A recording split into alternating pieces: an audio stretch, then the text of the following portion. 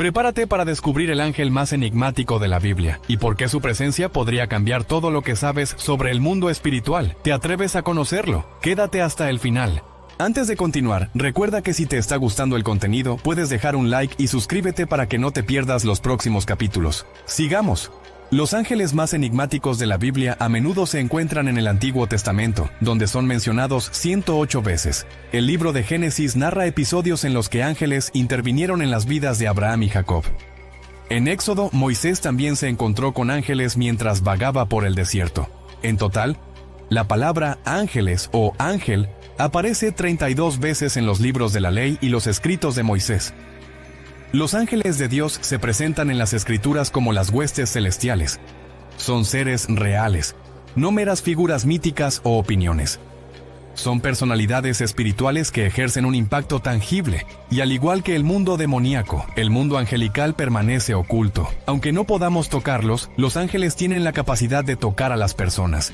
No se pueden manejar, pero pueden derrocar reyes. Esto nos lleva a los ángeles más enigmáticos de la Biblia. El orfanato. ¿Qué son los orfanatos? El término oftenim en hebreo antiguo se traduce como ruedas, siendo el singular ofan. Las ruedas son mencionadas en varias ocasiones en el Antiguo Testamento, y el orfanato puede referirse a ruedas comunes en un carro o en un yeso. Sin embargo, lo que realmente despierta interés son las ruedas en el trono de Dios, mencionadas en la visión de Ezequiel. ¿Quién era Ezequiel? Este profeta, cuyo nombre significa Dios es fuerte o Dios fortalece, vivió en uno de los periodos más difíciles de la historia de Judá, el exilio babilónico, lo que puede explicar el significado de su nombre. Durante la conquista de Nabucodonosor en 597 a.C., fue uno de los 10,000 prisioneros capturados de Jerusalén, y es probable que profetizara en Babilonia a los exiliados en los asentamientos de Tel Aviv, junto al río Chabar. El ministerio de Ezequiel fue esencial para los exiliados. Para aquellos que creyeron y prestaron atención a sus palabras, había vida, mientras que para otros, juicio. Su ministerio demostró que Dios continuaba comunicándose con ellos, incluso en tiempos de severo juicio. Aunque serían castigados, no fueron abandonados. Jeremías predicó el mensaje de Dios en Jerusalén, mientras que otra voz lo hacía a los exiliados en Babilonia, manteniéndolos informados sobre los planes divinos. Ambas voces eran igualmente poderosas. Ezequiel ve el Oftenham. En el exilio, Dios se le apareció a Ezequiel, utilizando este encuentro para iniciar su ministerio como profeta al mostrarle una visión asombrosa. Es complicado definir el orfanato representado en la visión de Ezequiel sin considerar la totalidad de la revelación. Dios eligió abrir los cielos ante la tempestad de Ezequiel. La descripción de la visión inaugural de Ezequiel es uno de los pasajes más difíciles de traducir en todo el Antiguo Testamento. Ezequiel primero indica dónde se encontraba cuando vio la visión. Sucedió en el año 13, el 5º día del 4º mes, mientras yo estaba junto al río Chabar entre los exiliados. Los cielos se abrieron y vi visiones de Dios. En el 5º año del exilio del rey Joaquín, la palabra del Señor vino expresamente a Ezequiel, el sacerdote, hijo de Buzi, en la tierra de los caldeos, junto al río. Allí la mano del Señor vino sobre él. Mientras miraba, he aquí un fuerte viento que venía del norte. Una gran nube con fuego que destellaba intermitentemente y una luz brillante alrededor de ella. En su niebla, algo como metal reluciente en medio del fuego. Intentó poner en palabras algo que no podía explicarse claramente, utilizando símiles para describirlo y comparándolo con otras cosas para dar una idea de su apariencia. Leemos la frase, algo como metal reluciente en medio del fuego. Ezequiel nota una nube oscura, premonitoria de relámpagos y fuego que se acerca desde el norte. Dentro de la nube hay 4 seres iluminados que brillan intensamente. Aunque tienen la apariencia de humanos, no son humanos en absoluto. Cada uno posee 4 caras diferentes. Una cara humana, una cara de león, una cara de buey y una cara de águila. El profeta no registra a estas criaturas por nombre en Ezequiel 1, donde comienza el relato de su visión. Pero en el capítulo 10 se identifican como querubines. Y dentro de ella había figuras parecidas a 4 seres vivientes, y esta era su apariencia. Tenían forma humana. Cada uno de ellos tenía 4 caras y 4 alas, sus piernas eran rectas y sus pies, como pezuñas de becerro, brillaban como bronce pulido. Lo que Ezequiel vio era real, pero tuvo que describirlo con términos familiares. Antes de presenciar el orfanato, Ezequiel vio criaturas que luego identificó como querubines. Los querubines son un grupo de seres celestiales creados por Dios, los primeros en la jerarquía angelical en aparecer en la Biblia, inmediatamente después de la historia de Adán y Eva. De su reacción, no sabemos nada al contemplar esos gloriosos querubines por primera vez en la historia de la humanidad. Es posible que el asombro y la maravilla inunden nuestra mente. En Éxodo 25, Moisés recibió instrucciones precisas y detalladas sobre cómo crear diversos artículos de mobiliario que serían utilizados en el tabernáculo. El arca del pacto y el propiciatorio, donde Dios prometió encontrarse y comunicarse con Moisés, fueron los primeros en ser descritos. ¿Qué deseaba Dios que estuviera sobre el propiciatorio? Escogió representaciones de los querubines en oro. Qué asombroso debe haber sido ver al querubín asociado con la misma presencia de Dios. Y aquí Ezequiel observa a los querubines en la presencia divina, glorificando a Dios constantemente. Aunque los artistas han representado a los querubines, el plural de querubín, como pequeñas criaturas regordetas de aspecto angelical, la Biblia los describe como asistentes del trono de Dios, ejecutando su voluntad. En Ezequiel 1:8-10, se nos dice que debajo de sus alas, en sus 4 lados, había manos humanas. En cuanto a sus rostros y alas, éstas se tocaban entre sí, y sus rostros no giraban al moverse. Cada uno avanzaba en línea recta. En cuanto a la forma de sus rostros, cada uno tenía un rostro humano. Los 4 tenían el rostro de un león a la derecha, el rostro de un toro a la izquierda y el rostro de un águila. Ezequiel notó que cada criatura viviente poseía 4 rostros. Uno humano, simbolizando la inteligencia. Un león, representando la fuerza. Un buey, simbolizando la servidumbre. Y un águila, representando la altivez. Tenían alas y la disposición de ir a donde el Espíritu los guiara. El Señor deseaba que Ezequiel comprendiera que Él está en todas partes.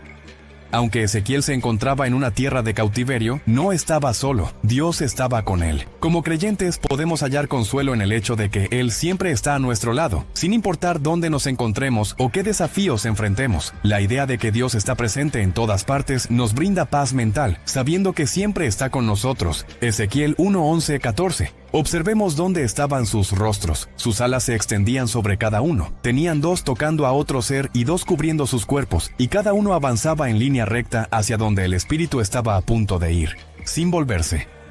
En medio de los seres vivientes había algo que parecía brasas de fuego ardientes, como antorchas, moviéndose entre ellos. El fuego brillaba y relámpagos destellaban de él, y los seres vivientes se movían de un lado a otro como rayos.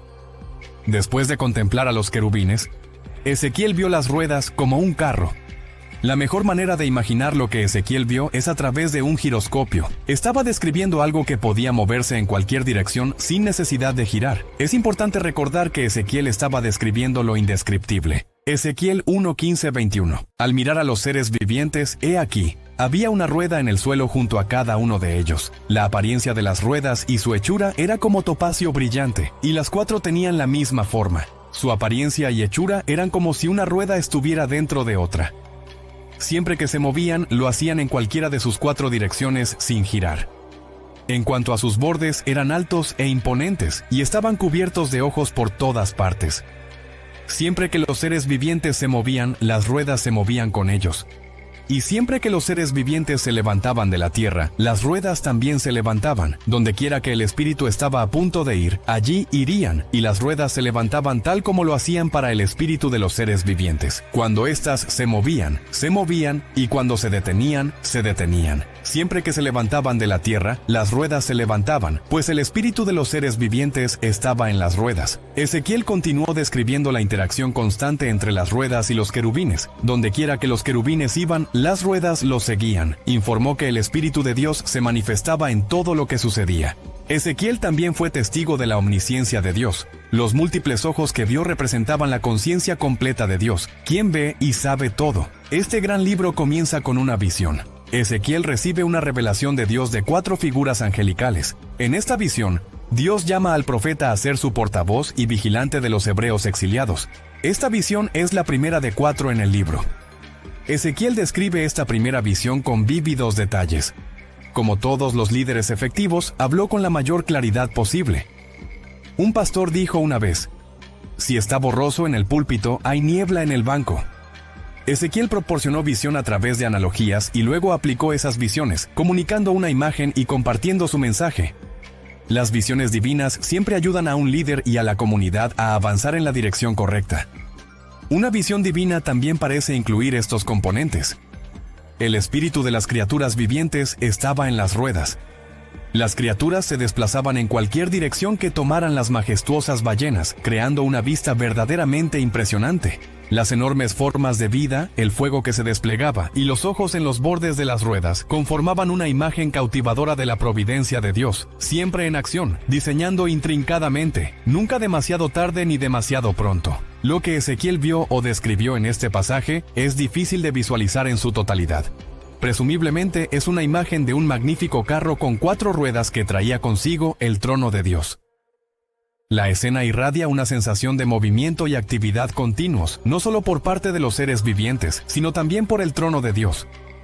La impresión es que las ruedas y sus mecanismos podían moverse en cualquier dirección, pero sin un atisbo de caos o desorden en sus movimientos. Un conocido comentarista bíblico lo describió como un cojinete de bolas que podía moverse en cualquier dirección sin necesidad de un mecanismo de dirección. Ahora, sobre las cabezas de los seres vivientes, había algo así como una expansión, un impresionante brillo de cristal que se extendía sobre sus cabezas. Bajo esta expansión, sus alas estaban desplegadas, y cada uno de ellos poseía 2 alas que cubrían su cuerpo de un lado y del otro. También escuché el sonido de sus alas, como el murmullo de aguas abundantes mientras se movían, como la voz del Todopoderoso, un sonido de multitud, como el estruendo de un campamento militar. Siempre que se detenían, bajaban sus alas, y una voz provenía de encima de la expansión que estaba sobre sus cabezas.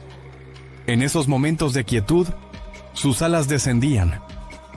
Ahora, sobre la expansión que se alzaba sobre sus cabezas, había algo que se asemejaba a un trono, con la apariencia del lapislázuli, y sobre ese trono, en lo alto, había una figura que parecía un hombre. Desde la apariencia de su cintura hacia arriba, algo como metal brillante que parecía fuego lo rodeaba, y desde su cintura hacia abajo, vi algo como fuego, con un resplandor a su alrededor, como la apariencia del arco iris en las nubes en un día lluvioso. Así era la apariencia del resplandor circundante, tal era la imagen de la gloria del Señor. Y cuando lo vi, caí sobre mi rostro y escuché una voz que hablaba. Finalmente, Ezequiel contempló la cámara en el cielo, y trató de describir las vistas y los sonidos de la criatura, notando un trono ocupado por alguien con la apariencia de un hombre.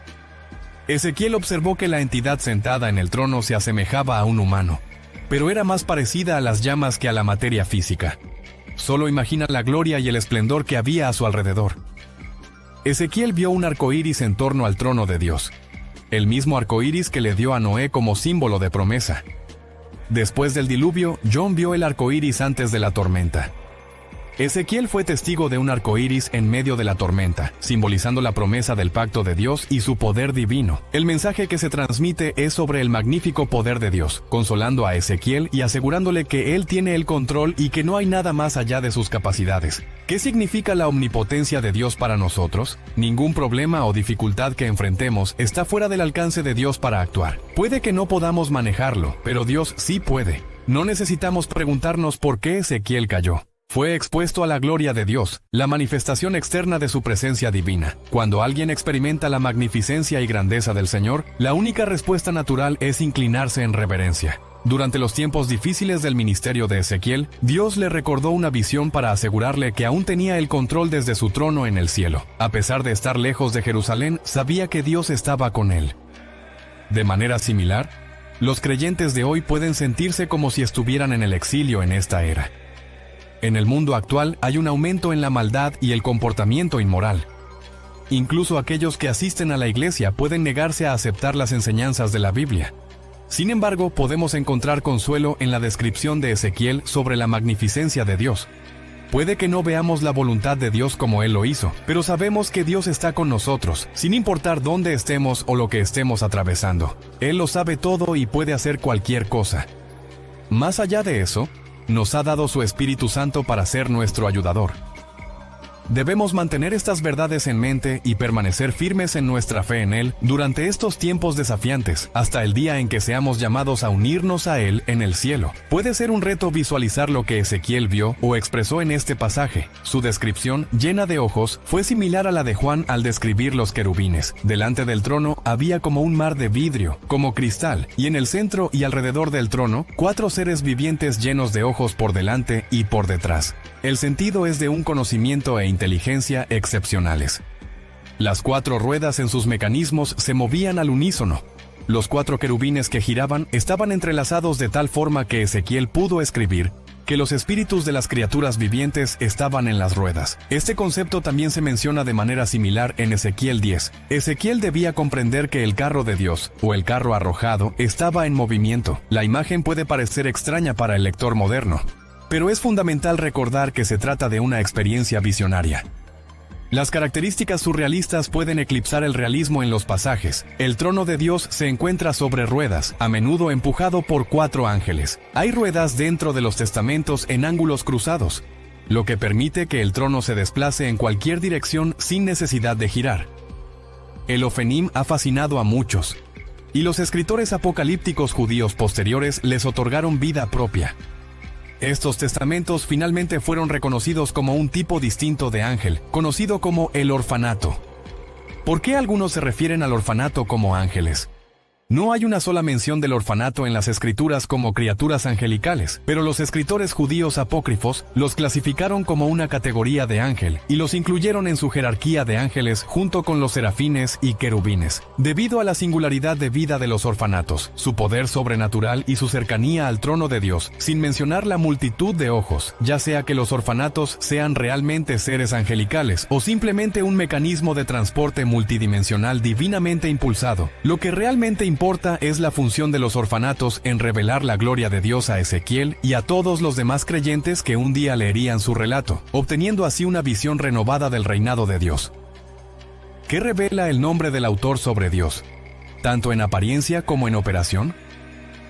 Los Ofanim que aparecen en la visión de Ezequiel demuestran el dominio absoluto de Dios sobre todo el cosmos. Las ruedas omnidireccionales sirven como un recordatorio constante de que el Dios al que servimos está presente, lo que significa que puede estar en todos los lugares en todo momento, mientras el Espíritu de Dios guía a los querubines. El mismo Espíritu habita en el orfanato, y los ojos que cubren las ruedas en los querubines son simbólicos de la omnisciencia de Dios. Él está afirmando que todo lo sabe. ¿Por qué es crucial que los cristianos comprendan el reino sobrenatural? Efesios 6, 11, 12 nos instruye: pónganse toda la armadura de Dios para que puedan estar firmes contra las acechanzas del diablo, porque nuestra lucha no es contra sangre y carne, sino contra principados, contra potestades, contra las fuerzas del mundo de esta oscuridad, contra huestes espirituales de maldad en los lugares celestiales. En Efesios 6:12 se nos recuerda que nuestra lucha no es contra carne. Dios desea que los creyentes sean conscientes del mundo más allá de lo que nuestros ojos temporales pueden percibir, para que, en el gran poder del Señor, estemos preparados para enfrentar cualquier plan que el enemigo tenga reservado. El extremismo prevalece en la sociedad actual. En un extremo hay creyentes que minimizan los aspectos sobrenaturales de su fe, insistiendo en mantener una cosmovisión naturalista caracterizada por una confianza exclusiva en las verdades de las enseñanzas doctrinales para la vida cotidiana. En el extremo opuesto del espectro, hay quienes están tan absortos en el reino espiritual, atraídos por su fascinación, que resultan de poca ayuda en la tierra. Primero, debemos asegurarnos de que nuestros ojos estén abiertos a la realidad de la situación. Cuando un sirviente estaba aterrorizado por el enemigo circundante en 2 Reyes 6:16, el profeta le dijo al joven que no temiera. El mundo en el que vivimos no puede considerarse nuestro hogar. Hay un mundo que no podemos ver, pero está plagado de conflictos sobre nuestras propias almas. Al decidir investigar la Biblia y buscar la perspectiva de Dios sobre lo sobrenatural, nos acercamos un paso más al establecimiento del reino de Dios. Ezequiel claramente llevó a cabo una visión, y Dios constantemente le proporcionó visiones inusuales, que lo llevaron a hablar de maneras extraordinarias, desde manos y rollos que descendían del cielo hasta 4 abominaciones cometidas en el templo: vides, águilas, leones, huesos secos y fuegos. Ezequiel traficaba con imágenes extrañas pero memorables. Estas imágenes a menudo llegaban con una interpretación divina e instrucciones sobre cómo debía comunicar la palabra de Dios al pueblo. Ezequiel siguió de cerca el liderazgo axioma sobre la visión: verlo claramente, mostrarlo creativamente y decirlo constantemente. A pesar de la respuesta de la gente, Ezequiel se mantuvo firme en sus convicciones y valores fundamentales. Leemos la frase «Hijo del hombre». Esta frase se utiliza para Ezequiel aproximadamente 90 veces y enfatiza que él es simplemente un mensajero del soberano divino del universo, quien ha planeado todos los eventos que iban a tener lugar y que no podían ser impedidos. Ezequiel era un comunicador hábil que alentaba a las personas a escucharlo y comprometerse con temas de gran importancia. Ezequiel era un faro de creatividad, un verdadero maestro en el arte de comunicar su mensaje a través de ayudas visuales y actuaciones dramáticas. Con una obediencia rápida y decidida, siguió las instrucciones del Señor, incluso cuando las acciones simbólicas que Dios le encomendó parecían inusuales o incómodas. Su ministerio vibrante capturó el respeto, la atención y la admiración de los ancianos de Judá, aunque a pesar de sus esfuerzos por ofrecer una visión a su generación, muchos escucharon pero se negaron a actuar, dejándolo con un profundo sentido de decepción. Se dedicó con fervor a compartir su mensaje, pero lamentablemente la respuesta fue escasa. Según la voluntad divina, Ezequiel era un centinela, llamado a alertar a su pueblo sobre el peligro inminente si no se arrepentían, como un guardia que avisa sobre un ejército que se aproxima. Les instó a prepararse o a enfrentar la destrucción. Dios se presentó ante Ezequiel como el proveedor de las palabras adecuadas, el director de este gran drama que Ezequiel representaba. Él es el autor del guión que Ezequiel debía transmitir al pueblo, y el que cierra el telón al final de la obra. Un desenlace que se materializa con la invasión del ejército babilónico, cuando ya es demasiado tarde para que la gente comprenda que la obra no es un simple acto. El propósito de los ángeles es primordial. Ellos hacen que la palabra de Dios se cumpla. Los ángeles, como las huestes de Dios, siguen la palabra divina para asegurarse de que se realice. En la Biblia, la frase «El Señor de los ejércitos lo llevará a cabo» se utiliza frecuentemente cada vez que se presenta una profecía extraordinaria que trasciende la comprensión humana. Los ángeles de Dios tienen la autoridad para interpretar y llevar a cabo todo lo que emana de su boca. Son las tropas de ataque que enfrentan a los oponentes, siempre obteniendo respuestas y victorias tras cada acto, cumpliendo así el placer de Dios. Salmos 103, 20-21. Nos invita a bendecir al Señor, ustedes, sus ángeles, que sobresalen en fortaleza y hacen su palabra, atendiendo la voz de su mandato. Bendigan al Señor todos sus ejércitos, ustedes, ministros suyos, que cumplen su voluntad. Los ángeles están comprometidos a obedecer el mandato divino, y tú puedes enviarlos a realizar lo que Dios ha ordenado en tu vida. La palabra dice: dile a los que hacen lo correcto que les irá bien. Disfrutarán de los frutos de sus buenas acciones. Isaías 3:10. Aparte de los huérfanos, los ángeles existen en diferentes rangos. En términos generales, el grupo más numeroso de ángeles podría considerarse como los ángeles regulares. La mayoría de las veces cuando se menciona a los ángeles en la Biblia, se refiere a estos seres no identificados. Hablar de ángeles ordinarios puede parecer contradictorio, ya que ¿cómo podrían estos seres extraordinarios ser considerados rutinarios? Sin embargo, esta designación es adecuada cuando los contrastamos con las diversas clases u órdenes únicas de ángeles que la Biblia menciona. Los querubines son los primeros en aparecer en las Escrituras, justo después de la caída de Adán y Eva. Los serafines, un grupo distinto de ángeles, son reconocidos específicamente como tales. Su nombre en hebreo significa «los que arden». Isaías capítulo 6 nos habla de ellos. Miguel, otro rango angelical, es el arcángel, una posición ocupada por un solo ángel en las Escrituras. La palabra arcángel significa jefe, lo que lo convierte en el más prominente de todos los ángeles santos. El nombre del arcángel es Miguel, que significa ¿quién es como Dios? Cada vez que escuchas ese nombre, estás escuchando una pregunta: ¿quién es como Dios? Gabriel, otro ángel mencionado claramente en las Escrituras, además de Lucifer, es Gabriel, cuyo nombre significa poderoso de Dios. Gabriel honra su nombre al realizar actos poderosos y sirve a Dios como mensajero en diversas ocasiones. En el libro de Daniel, Gabriel parece ofrecer revelaciones significativas sobre los eventos venideros, especialmente en relación con el reino de Dios. ¿Cuál es la relevancia de los ángeles?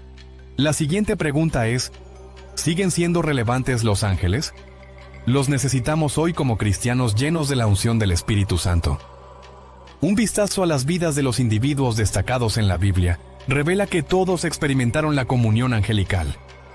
Casi no hay persona notable en las Escrituras que no haya tenido una prueba tangible de esta comunión. Dios ha declarado: yo, el Señor, no cambio. Por eso ustedes, los descendientes de Jacob, no serán destruidos. Malaquías 3:6. Se deduce que lo que hizo ayer también lo está haciendo hoy. Hay mucho que se puede aprender en este tiempo en el que vivimos. Los ángeles son una parte indispensable y esencial del paquete de Dios para los redimidos. La unción no puede reemplazar los servicios de los ángeles. Jesucristo nació del Espíritu Santo y tuvo la unción del Espíritu Santo, y sin embargo requirió los servicios de los ángeles.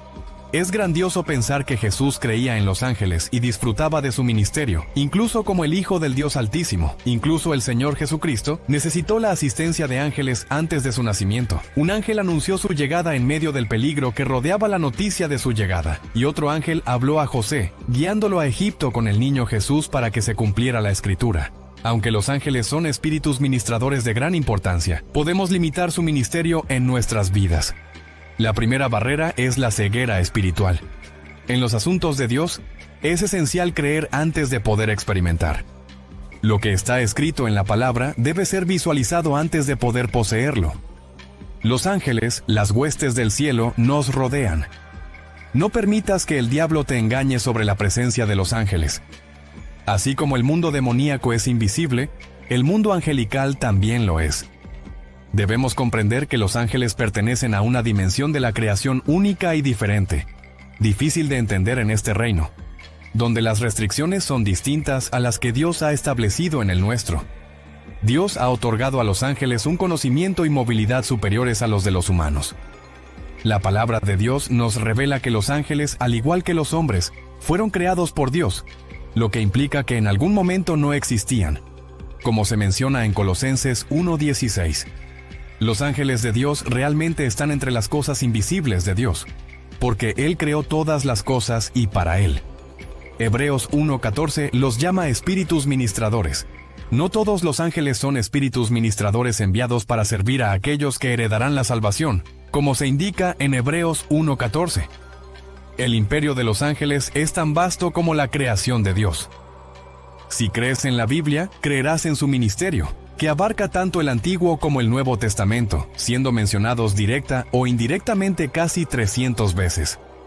Los eruditos bíblicos creen que los ángeles pueden contarse potencialmente en millones, ya que Hebreos 12:22 habla de una innumerable compañía de ángeles. En cuanto a su número, David describió 20,000 recorriendo los caminos celestiales de las estrellas. Incluso con su visión limitada, notó de manera impresionante que los carros de Dios son el doble de 10,000 millares.